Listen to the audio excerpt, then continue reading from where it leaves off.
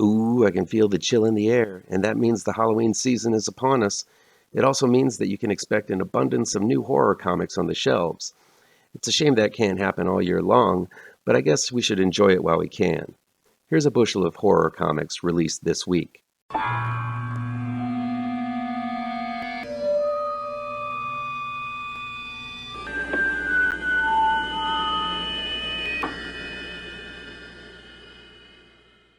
Welcome back to ML Miller Frights. I'm ML Miller. Before we begin, please do me a favor and punch that like button down below. Share this video with all of your social media addicted pals. Click subscribe to this channel and ring that bell for notifications. Here's what's new in horror comics this week, September 29th, 2021. Super Suckers Binge Book number 1 is from Sit Comics. The story is by Darren Henry, with art by Jason Youngbluth, Renee Lesser-Zelnick, and Lonnie Millsap. Despite sharing the same name with one of my favorite rock bands, Super Suckers seems to have an interesting concept. After contracting an STD called vampirism, a pair of college students must avoid a vampire slayer while learning to live amongst the shadows from other, more wizened vampires. This seems to be a horror comedy in the all-ages Archie style, but with the inclusion of STDs as the cause of vampirism, it seems to lean more towards a more adult style of comic booking. Those looking for an ironic form of horror comedy should look no further than this little one and done. Bigfoot Frankenstein number 1 is from Action Lab Comics. The story is from Mark Bertoloni, and the art is by Vernon Smith. I know absolutely nothing about this one other than it combines two of my favorite subgenres of horror, Bigfoot and Frankenstein. That cover is a winner too, and it won't take too much to impress me utilizing these two horror icons as ingredients. I'm very curious about this one. Edgar Allan Poe's Snifter of Death number 1 is from Ahoy Comics.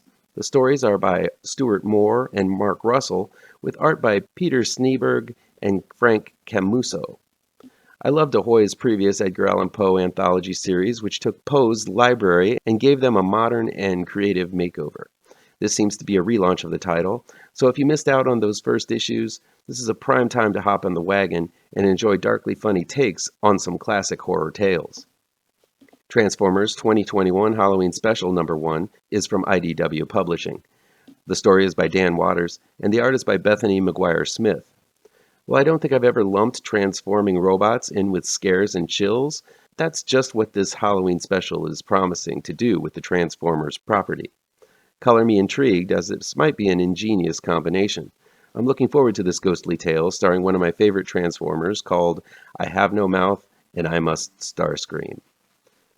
Lady Death, Treacherous Infamy number 2 is from Coffin Comics. The story is by Brian Pulido and Mike McLean, with art by Diego Bernard. The bosomy personification of Death is back, and this time she's going back to her bloodthirsty roots as Lady Death's evil past comes back to haunt her. I haven't been following Lady Death, but back in the day, I was all about her and Evil Ernie. It might be time to give this one another look-see. 10 Years to Death number 1 is from Aftershock Comics. The story is by Aaron Douglas, with art by Cliff Richards. I always give the side-eye to any story claiming to be inspired by true events, as this one is. It's a story that takes place in a prison where the paths of a murderer and a newbie prison guard interconnect in unexpected and supernatural ways. It sounds intriguing, and Aftershock has been putting out some really intriguing one-shots lately. Human Remains number 1 is from Vault Comics. The story is by Peter Milligan, with art by Sally Cantorino. Acclaimed horror writer Peter Milligan brings us a story about a world overrun by monstrous aliens that have made feeling emotions illegal and forbidden. How do you fall in love in a world without emotions? This one seems to be very imaginative, and I'll be checking it out for sure. Vengeance of Vampirella number 22 is from Dynamite Entertainment. The story is by Tom Sniegoski, with art by Kuber Baal.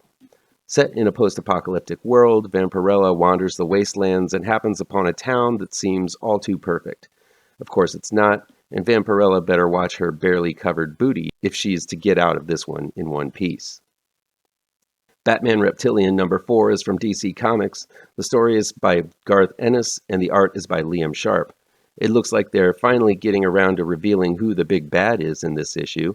After Batman has been playing cleanup after the carnage the monster has left in its wake, He finally catches up to the Beast in this issue, which continues to be some of the best art Liam Sharp has ever done in his long career.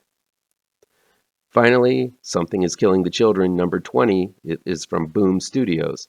The story is by James Tynion IV, with art by Werther Dell'Edera.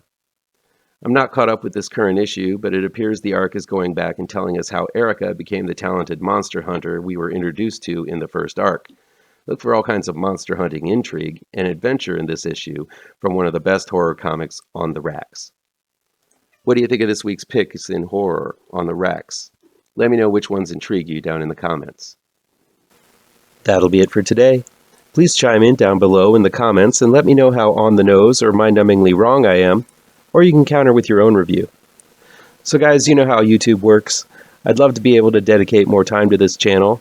I'm not monetized yet, so if you want to help me out, remember to hit all the pertinent bells and whistles down below.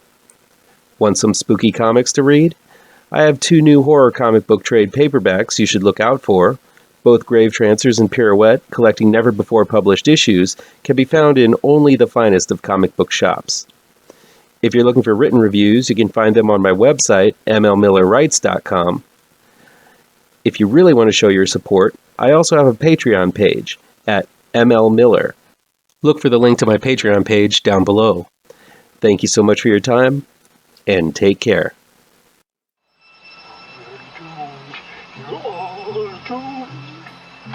You're doomed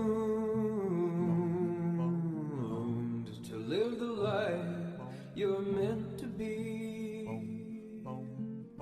stuck inside your reality.